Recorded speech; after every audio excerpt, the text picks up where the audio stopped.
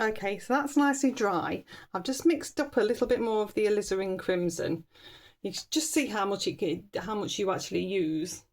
I'm going to build up a little bit more with a sponge, just in this front section, just to give it a bit more oomph.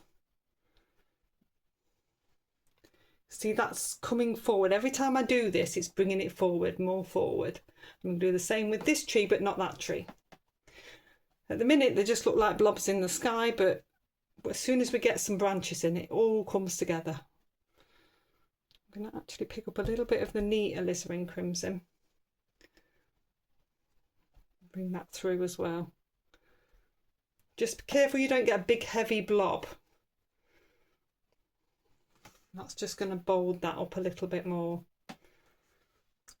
So now this looks bolder than that one because that one's set into the distance.